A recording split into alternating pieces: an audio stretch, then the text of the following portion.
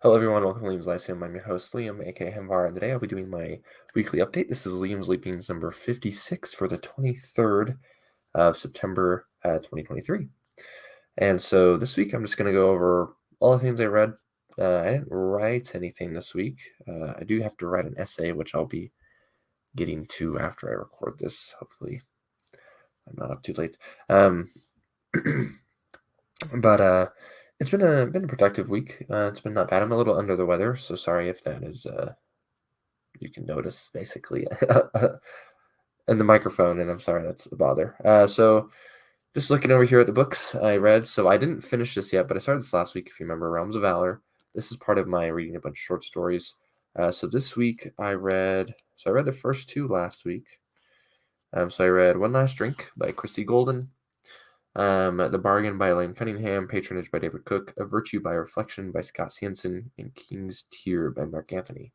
So I have 4 more to go. I should finish this this week. Then let's see. I also finished all the stories in Old Moon Volume 5. I got this week as well.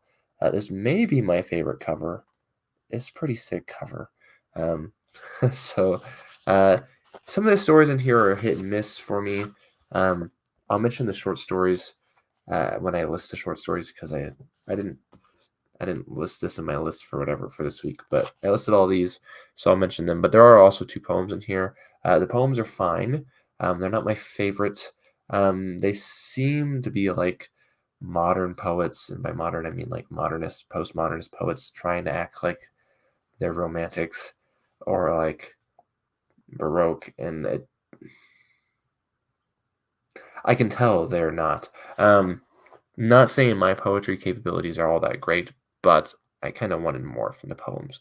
That being said, the stories in here are worthwhile. Definitely some very entertaining ones. There's only one in here that I really was just like, just wasn't feeling it. So I'll mention that probably. Otherwise, I'm not going to tell you too much about these short stories because I'm going to talk about them again at the end of the month when I talk about all the short stories I read. I'm now up to over 70 short stories read for the month.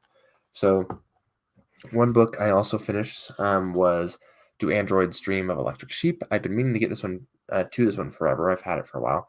And I'm going to be talking about cyberpunk on the Sun Eater channel on Tuesday. And so I was like, I should read this. It's not cyberpunk, right? But it's influential onto what would become cyberpunk. This is my first thing I've read by Philip K. Dick as well. I definitely have other things I've been wanting to read by him. I just thought this would be the first one because this very much was interesting sounding to me. So I'm glad I read it. I did really enjoy it. It's very thought provoking. It's kind of melancholic. It's but yeah, it has this weird dynamic between animals, androids, and humans. Yeah, you should read it if you haven't actually. It's rather short, classic sci-fi from the late 60s. Another book I finished, which I was almost done with last week, if you remember, was Consider Phoebus by Ian M. Banks as the first in the Culture series, sci-fi, space opera. Very much enjoyable. A lot of people say you shouldn't start with this one. I think it worked really well. Yes, there's some scenes that are a little disturbing, if you will, but this is a very fun book on identity, I would say. I mean, maybe I shouldn't say it's about one theme. It is very interesting. It's kind of funny at times, actually. And I mean, it is about identity, but it also seems to be, I mean, like, so it's about the culture. That's the name of the series. It's culture, right? But our main character is fighting in a war against the culture. So that's like a very bold way to introduce the series. A lot of people say you shouldn't start with this one. Based off my experience with it, I feel like you should. I mean, if it's book one, it makes sense to start with book one. Yeah, I don't know why you wouldn't in some ways. So especially since I enjoyed it so much. So then let's see. The only other book I finished, which I don't have a physical copy of, which is a lot of these Bain books I've been enjoying lately. But Bain's, Tim Powers' new novel of My Brother's Keeper, which came out on the 5th, I believe, of September. Very enjoyable. It's about the Bronte family. And it's a very gothic novel with like werewolves and curses and ghosts and cults. Very fun. The main character is Emily Bronte, who's the author of Wuthering Heights. And I haven't read anything by the Brontes, and that being said, I still enjoyed the novel. Um, it works really well. It's not as creepy as, say, The Chausseur Guard by Tim Powers, which also Gothic does a similar thing and takes like um, Byron and Keats and Shelley and makes those his characters. This is not as creepy as that, but it's also not as long-winded. I feel like it does a better job of staying focused and sticking to this more solid plot, and it goes very swiftly because of that. So I highly recommend My Brother's Keeper if that sounds interesting to you. I thought it was very fun, especially with kind of like the Yorkshire Moors as a character almost, which is probably this idea that is taken from Wuthering Heights as well.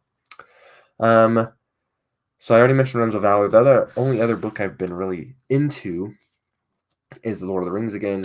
I'm on The Two Towers. So last week I read, that's not true actually. Early last week I finished The Fellowship of the Ring, I believe, and then I was planning on starting The Two Towers, and I started that after I finished recording this video. But I didn't read nearly as much of The Two Towers this week than I had of like reading The Fellowship the first week. I'm about halfway through this omnibus here now. In fact, I shouldn't call it an omnibus. It's Tolkien wrote it as one book, so halfway through the book, right? I'm on book 3. I'm getting near the end, so I'm almost to book 4. But yeah, I'm enjoying it, of course, as you can imagine. It's nice seeing the differences. I've also recently watched the movies with my girls because they wanted to for some reason. So, and my daughter did turn 5 actually just the other day, so we've been celebrating her this week. Yeah, those are the books I've been reading. So I'll quickly go over the short stories. The Origin of Snow by Tanith Lee was the first one. The Obanax by Kirk A. Johnson. Belson Express by Fritz Leiber. The Vampire Kiss by Gene Wolfe and Why I Was Hanged by Gene Wolfe. For the Crown by Arthur Gilchrist Broder. The Bridge by Larry Correia. Chambleau by C.L. Moore, which I linked actually. That's part 1 of. There's 2 parts. It's like an hour-long reading of that story. So if you want to listen to it, it's a great story. And then Tit for Tat by Justin Leiber. Herbert West Reanimator by H.P. Lovecraft. Again, I'm in a Lovecraft class. That's what this stuff is for. The Nameless City by Lovecraft. Flame Trees by T.R. Napper. The Hound by Lovecraft. The Bargain by Elaine Cunningham. Seed by D.J. Butler. Excuse me, sorry. One Hive, Two Queens by S.E. Lindbergh. The Ink of the Slime Lord by Jason Ray Carney. Did I miss? Okay, anyways, Well Met at the Gates of Hell by David K. Henriksen, which is from Old Moon, but there's other ones before that, so maybe I missed them. Did I miss those? Maybe I didn't write down the other ones. Okay. And then God Killer by Cliff Biggers, Law and Order by Dave Gross, The Skulls of Ghosts by Charles Gramlich, which is also an Old Moon, The Hill and the Hole by Fritz Leiber, Blood by Steve Diamond, Opium for Ezra by T.R. Napper, The Headman's Melancholy by Joseph Andre Thomas, which is also an Old Moon, and then the final one, which I just finished before recording this, is The Folk of the Forest by Michael Moorcock. This is a very exciting one. So I just got today my arcs, I guess you could say, for issues 1 and 2 of New Edge Sword and Sorcery magazine. I pre-ordered them as well, but I got arcs so I could get reviews out for those. I did a review for issue 0. It's a very poor review, but I did it because I want you to hear about New Edge. So I'll be doing reviews for issue 1 and 2. I'll probably do separate ones. I might do ones together, but issue 1 does have a Michael Moorcock story in it, and I'm going to refrain from saying exactly what it's about. I wouldn't spoil the story anyways, but I was very hyped, and so it's not even the first story in the magazine, but I skipped all the others to go read that one first, because I was excited, very excited to get my hands on Michael Moorcock's story before, most other people, obviously, probably only a couple other people, maybe, I don't know. not too many people before me. So that was exciting. I enjoyed the story too. And then Fritz Leiber and Eyes by Justin Leiber, which is kind of a obituary type of thing, but it's not because it was not. I saw it in an obituary for Fritz Leiber, but the essay was actually written about a decade before Fritz Leiber died.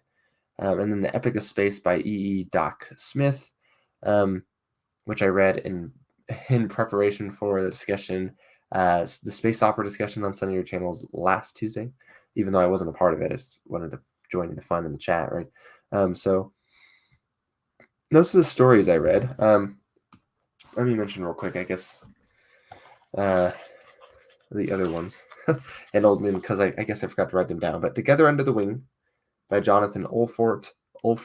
Wow, Jonathan's a really nice guy, but this actually was probably my least favorite story in the collection. That's because it's from the point of view of a mammoth, which is just not my thing. I guess I guess I didn't care for a story from the point of view of a mammoth. I think a lot of other people like it. It has a very cool tone.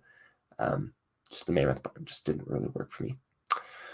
Champions Against the Maggot King. The Origin of Boghounds.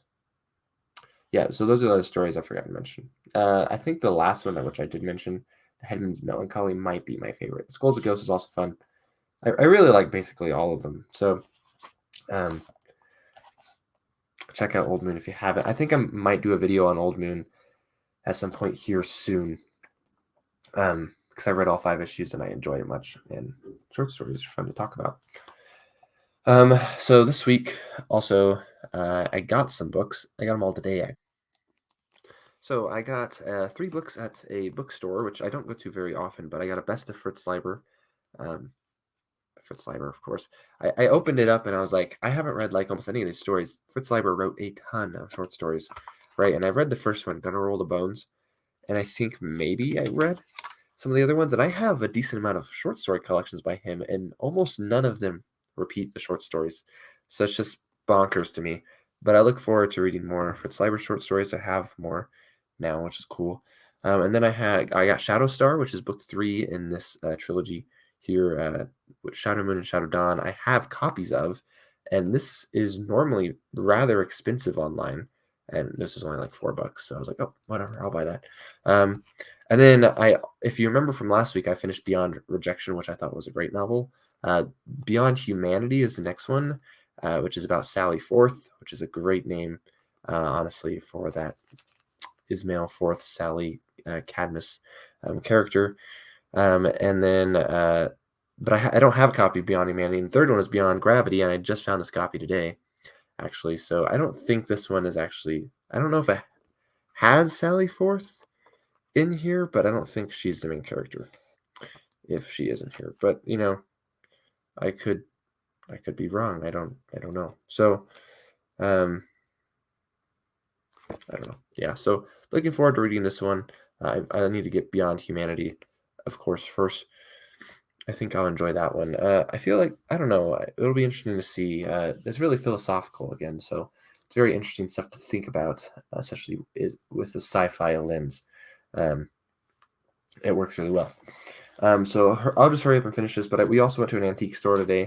I got this issue of Fantastic Adventures. It has a story in here, The Lavender Vine of Death by Don Wilcox. This is from September 48, I think. Yep. It's just a fun looking old magazine, so I was like, I should get one of those because it looks like my pulp. So I have an issue of Unknown and an issue of Weird Tales. And then similarly, we have Thrilling Wonder Stories, which has a novel in it by Jack Vance, Overlords of Maxis, which when I'm looking at his bibliography, it says it's a novella, but this is a novel. I don't know. So it seems to have a really similar layout to something like Unknown. From the little bit I've looked at of Unknown, that said, it has a main novel, and then it has like a novelette, and then it has a short story. So yeah, but Jack Vance is awesome. This is from February 1951, which is right around the time The Dying Earth came out. I need to double check exactly when that happened, but yeah, so I might read that in the magazine, but probably won't. I'll probably find like a scanned copy online and then read that. But I do like some Jack Vance, and it's been a minute since I've read some, so I need to read more. But that's my week. And It's been a good week. I mean, I still don't have a job, but I do feel very blessed. So I appreciate all the people who watch this. I'm not entirely sure what Wednesday's video is going to be. I will record that tomorrow, the day this goes out, and I don't know exactly what to talk about. Um, but we'll see, I guess. So, anyways, what have y'all been reading? What have y'all been up to? Uh, I will I will catch you next time.